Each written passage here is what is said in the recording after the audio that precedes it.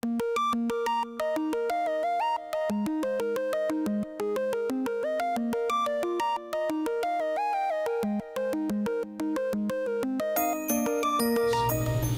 Rafijah, I recently injured my wrist and I've been unable to use it without pain. I was told that I may have a torn ligament. My wrist hurts with activity and will clunk and pop with it. It feels weak and stiff and I am unable to work or play sports due to this pain and clunking. What is exactly going on? A lot of things can be going on. I'm sorry to hear about your injury. A wrist that is painful and clunking after a traumatic event is probably a wrist that suffered a ligament injury. What you're describing sounds like carpal instability, which can occur after a ligament injury, and you probably need to have that addressed. How would you then diagnose this wrist ligament injury? Well, the first important thing is to do a careful physical examination, and this will guide us into the correct direction. Additional testing may be required, including a CT scan or MRI scan. These studies are not completely accurate, and by far the best way to diagnose a ligament injury is with wrist arthroscopy, so that we can directly inspect the joint and the ligaments. Are there different types of ligament injuries? There are many different types of ligaments within the wrist, and the wrist is a very complex articulation of 8 bones, and all of these bones are held together by very important ligaments. Some of these ligaments are more prone to injury than others. In your case, you may have torn the ligament between these 2 bones, between the scaphoid and the lunate, resulting in shifting and popping in your wrist. Will these ligaments heal? And will they heal without surgery? Partial ligament tears may heal without surgery, but oftentimes if you have symptoms of clunking and popping, it means that you most likely have a complete ligament tear and would probably need to have that addressed. How long does it usually take for injured wrist ligaments to heal? Wrist ligaments heal very slowly, however they will heal.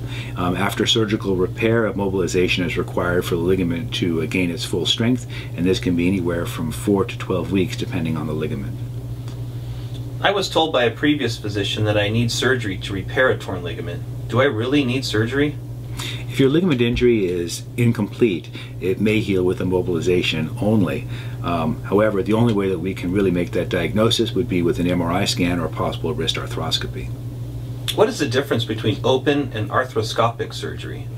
Open surgery requires a surgical incision, and usually a fairly sizable incision, so that we can get into the wrist and see everything that may or may not be injured. Actually, the wrist is a very small place, and open surgery cannot give us the visualization that arthroscopy can. Arthroscopy of the wrist is done through 2 or 3 small stab incisions in which we put a small telescope into the wrist. With that telescope, we can see into all of the crevices between the 8 bones, and is by far the best way to look inside the wrist. Can all ligament injuries be repaired arthroscopically? Almost all ligament injuries can be addressed and diagnosed arthroscopically, and many, including the most important ones, can be repaired with the arthroscope, or at least with the assistance of the arthroscope. Will I have to stay in the hospital after arthroscopic surgery? No, arthroscopic surgery of the wrist is an outpatient procedure. You would not have to stay overnight.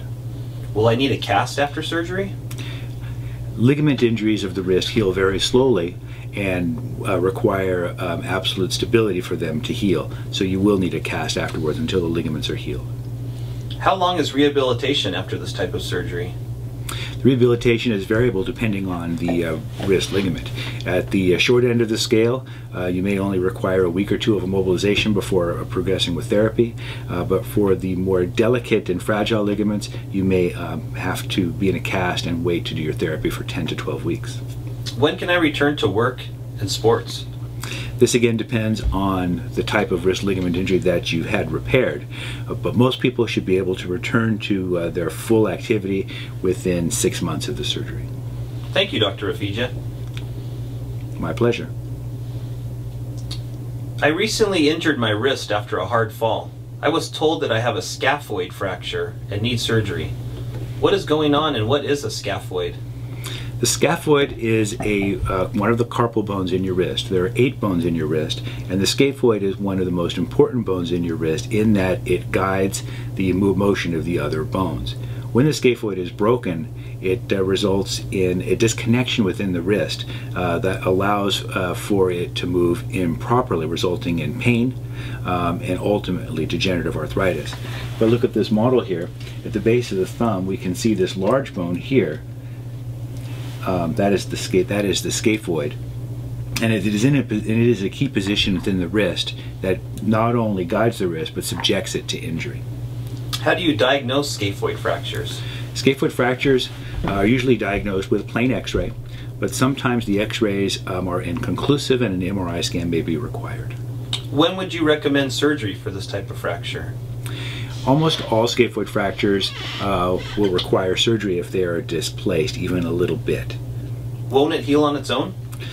Scaphoid fractures that are not displaced have a very good chance of healing on their own, but not all will. A fracture that is displaced, even a millimeter, reduces its chance of healing significantly. If the scaphoid fracture does not heal, will my wrist be okay without it? Unfortunately, if the scaphoid fracture does not heal, the wrist biomechanics are permanently disrupted and you will develop rapid arthritis within your wrist that will require reconstructive surgery. How long does the scaphoid take to heal? Scaphoid is one of the slowest healing bones in the body. It has a very precarious blood supply, and for that reason it is very slow to heal. Typically a scaphoid fracture will heal in about 10 weeks. How do you fix scaphoid fractures? Scaphoid fractures can be fixed with a variety of implants, including wires or screws. I typically use a small cannulated screw that's completely inserted within the body of the scaphoid. The screw is completely buried within the bone and is not prominent and gives superb stability to the bone. Is a big incision necessary? Typically we can repair the scaphoid with a small stab incision done percutaneously. If the fracture is old, or if it's significantly displaced, then a more sizable incision may be required. Is bone grafting necessary? If there is any comminution, meaning if there is any splintering of the bone or any bone defects, then a bone graft would be necessary. This would be done through an open incision. Typically we can harvest bone from the distal radius, which is immediately adjacent to the scaphoid, without having to make an additional incision. When can I expect to resume normal activity after scaphoid fracture repair? After the cast is removed, we would start off with occupational therapy, and most people are able to return to their sports within 6 months. What if my scaphoid does not heal after surgery? Unfortunately, this is a possibility. Scaphoid fractures can be somewhat unpredictable with regards to their healing because of the precarious blood supply. If the bone does not heal, then secondary or reconstructive surgery may be required. Thank you, Dr. Rafijah. My pleasure.